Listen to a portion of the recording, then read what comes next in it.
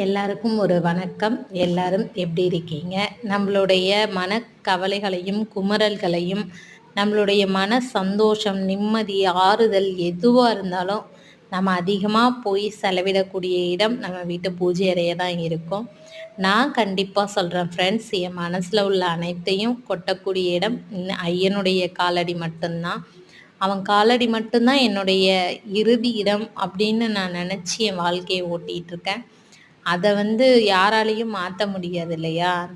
அதுல ஒவ்வொரு மனுஷனும் வாழ்க்கையில நம்ம கண் விழிச்சோனையும் சரி, கண் மூடும்போதும் சரி, ஒரு சில உறவுகளோட ஞாபகங்கள் நமக்கு வரும்.